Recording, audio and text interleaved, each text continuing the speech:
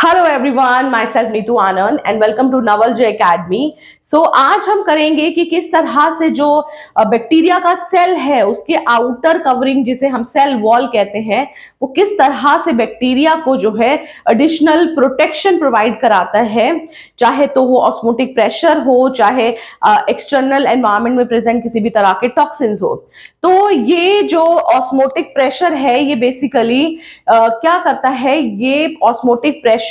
जो बैक्टीरिया का सेल होता है उसके लिए बहुत हार्मफुल होता है, क्योंकि इस केस में क्या होगा, जब ऑस्मोटिक प्रेशर होगा तो यहाँ पे सेल या तो लाइस हो जाएगी या सेल जो है उसका जो सेल वॉल है वो डिस्टर्ब हो जाएगा। अब ये जो ऑस्मोटिक प्रेशर है ये क्या होता है और किस तरह से ये अराइज होता है। बेसिकली सेल का जो साइटोप्लाज्म होता है उसका इंटरनल कॉम्पोजिशन जो होता है उसके अंदर, और जो बाहर एनवायरमेंट के अंदर, जो बाहर एनवायरमेंट में प्रेजेंट जो बैक्टीरिया जिस एनवायरमेंट में प्रेजेंट है वहां का जो कॉन्सेंट्रेशन होता है सॉल्यूट का वो डिफर कर जाता है, जिसकी वजह से क्या होता है, एक प्रेशर क्रिएट होता है जो कि सेल वॉल के ऊपर एक प्रेशर क्रिएट हो रहा होता है जिसे हम ऑस्मोटिक प्रेशर कहते हैं। अब ये ऑस्मोटिक प्रेशर की वजह से जो सेल है वो डिफरेंट तरह के मैकेनिज्म्स को शो करता है जहां से वो अपने आप को प्रोटेक्ट कर रहा होता है। अब ये जो ऑस्मोटिक प्रेशर है बेसिकली डिफर इन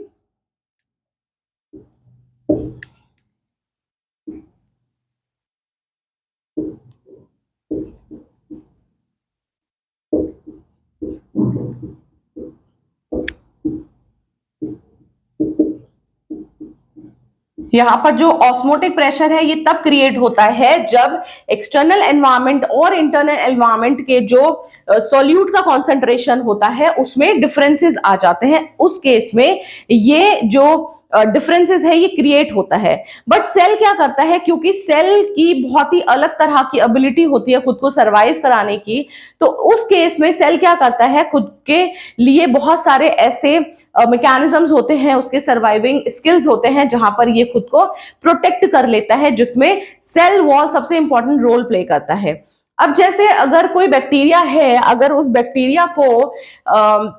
अगर हम हाइपरटोनिक या हाइपरटोनिक सोल्यूशन में रख के उसे टेस्ट करते हैं कि किस तरह से जो उसका सेल वॉल है वो उस ऑस्मोटिक प्रेशर से उसे बचा रहा है, तो मैं ये आपको बताती हूं कि अगर हम इसे हाइपरटोनिक सोल्यूशन में या हाइपोटोनिक सोल्यूशन में रख के चेक करते हैं। ये बैक्टीरिया का सेल है और ये जिस सॉल्यूशन में पड़ा है, जैसे ये है हाइपोटोनिक सोल्यूशन और यहां पर है हाइपरटोनिक।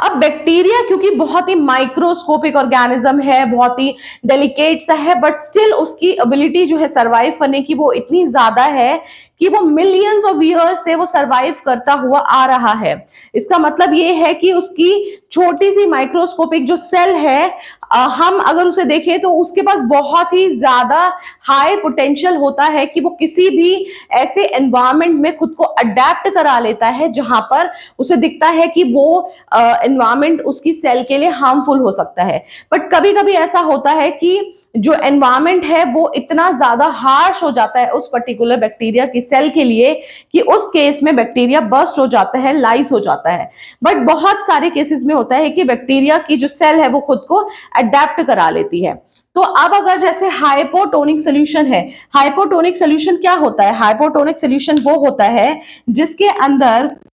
वाटर का जो कॉन्सेंट्रेशन होता है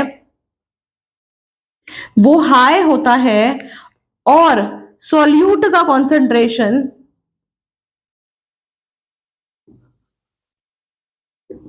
लो होता है।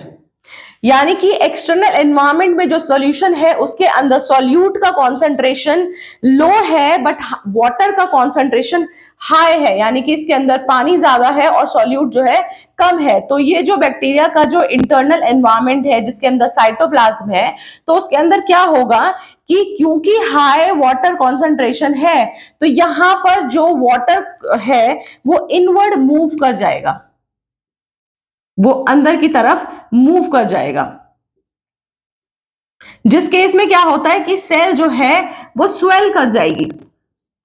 सेल स्वेल हो जाएगी क्योंकि इनवर्ड मूवमेंट हो गया है वाटर का। अब इसमें इनवर्ड मूवमेंट हुआ है तो यहां पर अगर सपोज कोई ऐसा बैक्टीरिया है जिसके पास सेल वॉल ना हो, उस केस में क्या होगा कि सेल जो है इतनी ज्यादा स्वेल कर जाएगी क्योंकि जो प्लाज्मा मेम्ब्रेन होती है उसके पास ये इतनी पावर नहीं होती है कि वो इस तरह के सिचुएशन में सेल को प्रोटेक्ट कर पाए। तो उस वाले केस में क्या होगा, सेल लाइस हो जाएगी, जिसे हम लाइसिस कहते हैं, यानी कि सेल जो है टूट जाएगी, लाइस हो जाएगी, ब्रेक हो जाएगी।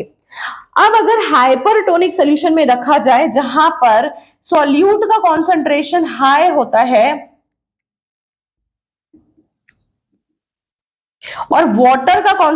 वाटर जो है वाटर लो होता है।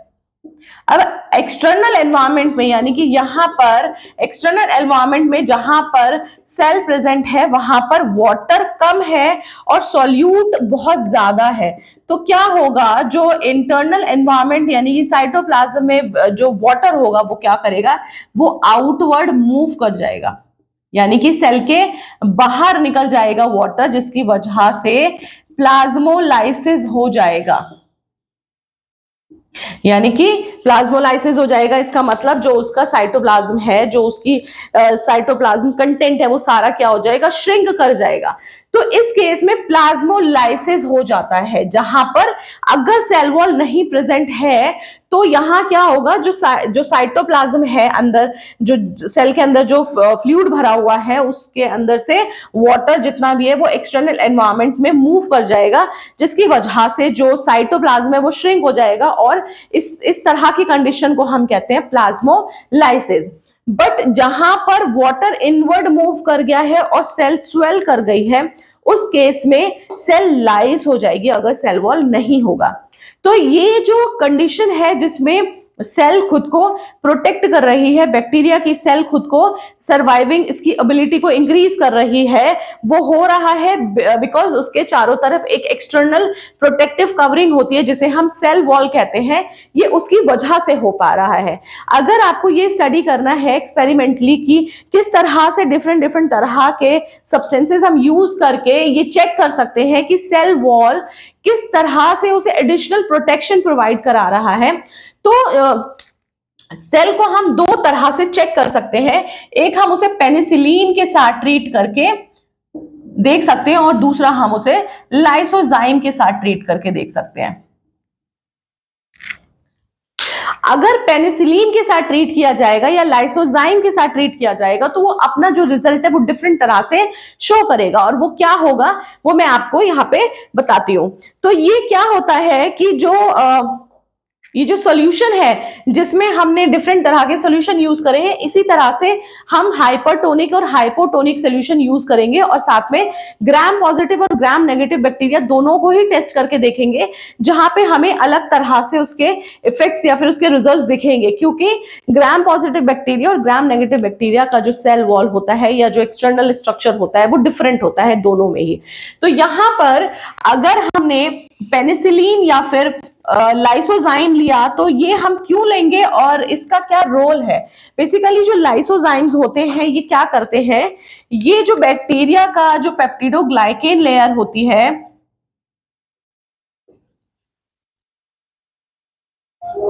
कि जो लेयर होती है, जो लाइसोजाइम है ये क्या काम करता है,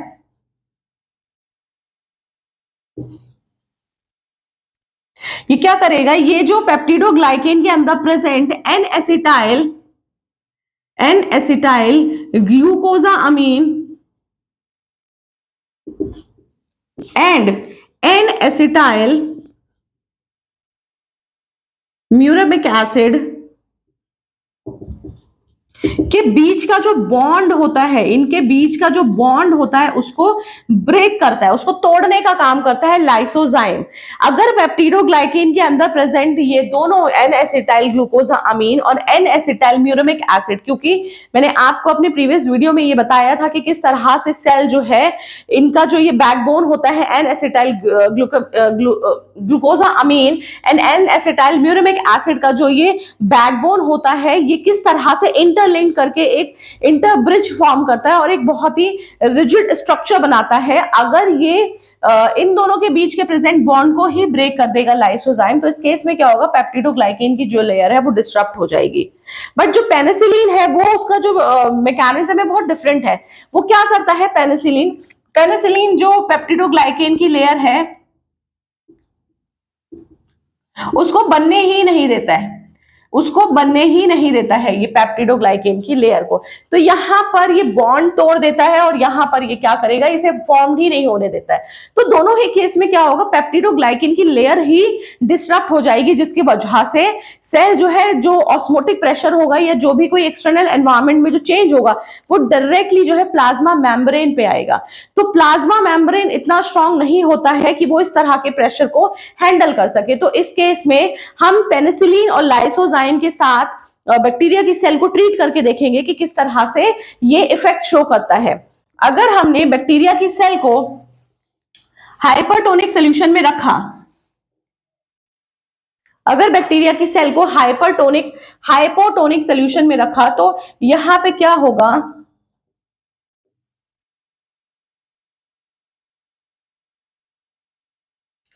यहां पर क्या होगा, और इसे ट्रीट किया हमने लाइसोजाइम से।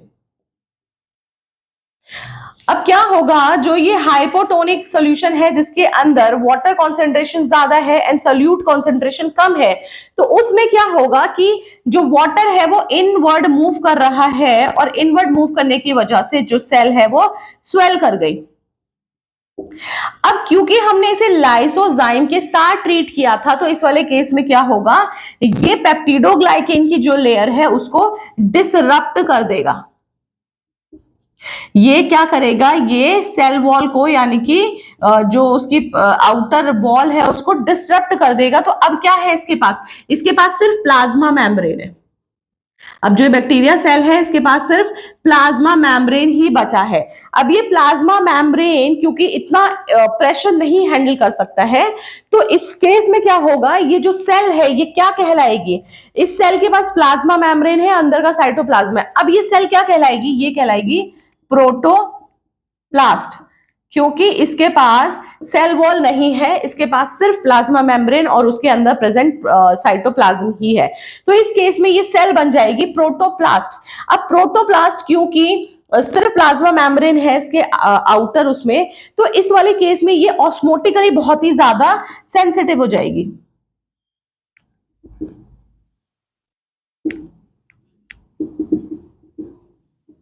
अब अगर आप इसे ऑस्मोटिकली सेंसिटिव है, अब अगर आप इसे डाइल्यूट सॉल्यूशन में भी इस सेल को आप डाल देते हैं, डाइल्यूट सॉल्यूशन में अगर इस बहुत ज्यादा होगा, बहुत डाइल्यूटेड सॉल्यूशन है, तो उस वाले केस में क्या होगा, सेल बर्स्ट कर जाएगी, क्योंकि इतना ज्यादा वाटर जो है, इन्फ्लक्स ऑफ वाटर हो जाएगा, क्योंकि वाटर जो है इतना ज्यादा उस सेल के अंदर चला जाएगा जिसकी वजह से जो सेल है वो बर्स्ट कर जाएगी।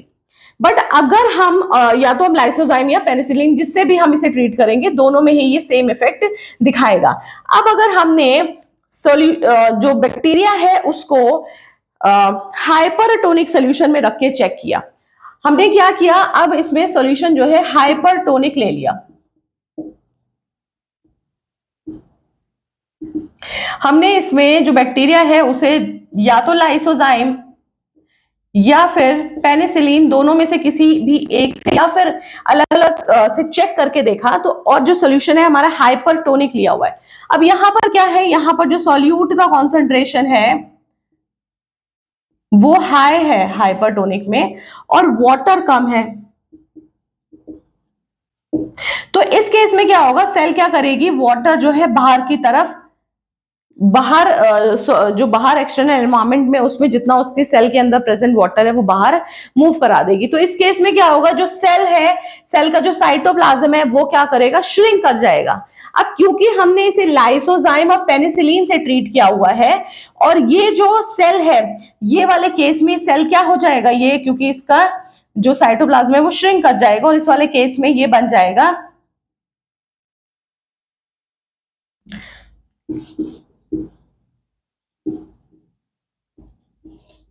स्फेरोप्लास्ट। और वो स्फेरोप्लास्ट, अब क्योंकि हम इसे हाइपरटोनिक या हाइपोटोनिक दोनों ही सॉल्यूशन में हम इसे चेक कर रहे हैं और क्योंकि ये जो बैक्टीरिया का सेल जो है, हमने ग्राम पॉजिटिव ग्राम नेगेटिव भी हम अलग अलग जो है सेल्स को चेक करेंगे, तो अगर सेल ग्राम पॉजिटिव होगा, अगर सेल ग्राम पॉजिटिव होगा तो उसमें क्या है, उसे सिर्फ दो ही, यानी कि इसे प्लाज्मा मेम्ब्रेन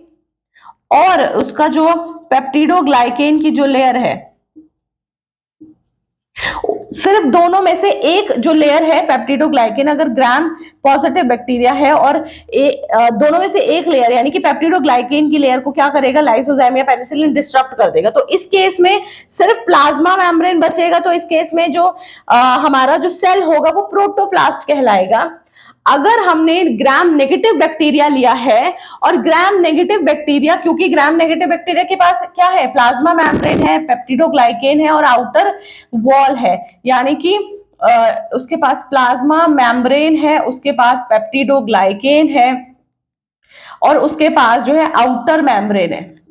अब वो क्या करेगा, क्योंकि दोनों ही किस पे अटैक करेंगे, लाइसोजाइम या पेनिसिलिन, दोनों में से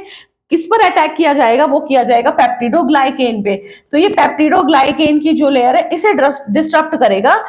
बट जो आउटर मेम्ब्रेन और प्लाज्मा मेम्ब्रेन है वो इंटेक्ट ऐसे ही रहेंगे। तो इस केस में जो सेल है जहां पर आउटर मेम्ब्रेन भी है और प्लाज्मा मेम्ब्रेन भी है, उस केस में सेल को कहा जाएगा स्फेरोप्लास्ट। अब ये स्फेरोप्लास्ट भी बहुत ही ज्यादा ऑस्मोटिकली सेंसिटिव होगा। इस केस में अगर इसको फिर से डाइल्यूट सोल्यूशन में डाला जाए तो यहां पर जो सेल है वो क्या करेगी, वो डिस्टर्ब हो जाएगी, लाइस हो जाएगी। तो यहां आपने चाहे तो प्रोटोप्लास्ट बनता है सेल का या फिर स्फेरोप्लास्ट बनता है, दोनों ही केस में जो बैक्टीरिया का ये जो सेल है ये बहुत ही ज्यादा ऑस्मोटिकली सेंसिटिव हो जाएगा। अब क्योंकि बहुत सारे ऐसे बैक्टीरिया भी होते हैं, क्योंकि हमने यहाँ पर क्या किया, हमने gram positive gram negative bacteria के ऊपर भी एक्सपेरिमेंट करके देख लिया कि उनके ऊपर किस तरह से लाइसोजाइम एंड पेनिसिलिन और जो सोल्यूशन है हाइपरटोनिक या हाइपोटोनिक क्या इफेक्ट डालते हैं। बट बहुत सारे ऐसे बैक्टीरिया होते हैं जो नेचुरली ही सेल वॉल नहीं होता है उनके पास। अगर इस तरह का जो सेल होगा, जैसे फॉर एग्जांपल माइकोप्लाज्म है, माइकोप्लाज्म के पास नेचुरली सेल वॉल होता ही नहीं है, उसके पास सेल वॉल नहीं होता है। इसका मतलब क्या है कि क्या वो ऑस्मोटिकली बहुत ही सेंसिटिव सेल होता होगा, बट ऐसा नहीं होता है। जो माइकोप्लाज्म होता है उसकी जो प्लाज्मा मेम्ब्रेन होती है उसके पास बहुत डिफरेंट तरह के मैकेनिज्म होते हैं जिससे वो खुद को एक्सटर्नल एनवायरनमेंट में प्रेजेंट टॉक्सिन्स को या फिर जो ऑस्मोटिक प्रेशर है या कोई भी तरीके का जो एक्सटर्नल फैक्टर है जो उसकी सेल को डिसरप्ट कर सकता है, उससे वो उसे बचाता है। तो ये जो माइकोप्लाज्म है उसका ये नेचर जो है कि क्यों और कैसे ये सेल जो सेल वॉल नहीं है बट स्टिल वो बहुत ही ज्यादा स्ट्रॉन्ग है और वो खुद को ऑस्मोटिक प्रेशर से बचा लेती है, इसका रीजन हालांकि साइंटिस्ट को अभी तक नहीं पता है। बट ये माना जाता है कि जो उसकी प्लाज्मा मेम्ब्रेन होती है, प्लाज्मा मेम्ब्रेन ऑफ माइकोप्लाज्म, उसके अंदर प्रेजेंट होता है एक तरीके का लिपिड जिसे हम स्टिरॉल कहते हैं। और ये जो स्टिरॉल है ये इसे बहुत ही स्ट्रॉन्ग या फिर उसे स्ट्रेंथ प्रोवाइड कराता है जो कि किसी भी तरह के ऑस्मोटिक प्रेशर से उसको बचा लेता है, ऑस्मोटिक प्रेशर से उसे बचा लेता है। तो कोई भी ऐसा ऑर्गेनिज्म या कोई भी ऐसा सेल जिसके पास एक्सटर्नल प्रोटेक्टिव कवरिंग नहीं है जिसे हम सेल वॉल कहते हैं, अगर उसके पास सिर्फ प्लाज्मा मेम्ब्रेन प्रेजेंट है, उस केस में भी वो सेल इतना ज्यादा ऑस्मोटिक प्रेशर के लिए सेंसिटिव नहीं होगा, क्योंकि नेचुरली उसके अंदर कुछ और ऐसे मैकेनिज्म होते हैं जिसकी वजह से सेल उसे प्रोटेक्ट कर लेता है और सेल उसे एक तरह का स्ट्रेंथ प्रोवाइड कराता है जिससे वो खुद को एक्सटर्नल एनवायरनमेंट में क्रिएट होने वाला प्रेशर या फिर एक्सटर्नल टॉक्सिन्स या जो भी कोई चीज जो उसकी सेल को डिस्टर्ब कर सकती है उससे वो खुद को बचाता है। तो अभी के लिए सिर्फ इतना ही। तो ये हुआ ऑस्मोटिक प्रेशर। नेक्स्ट मैं आपको कराऊंगी जो भी इस चैप्टर में रह गए हैं, जैसे कि जो जितने भी एक्सटर्नल बैक्टीरिया की सेल के बाहर लगे हुए जितने भी एक्सटर्नल स्ट्रक्चर्स होते हैं वो मैं कराऊंगी आपको, और साथ में जो आर्ची बैक्टीरिया है उसका प्लाज्मा मेम्ब्रेन और उसका cell wall. So thank you so much.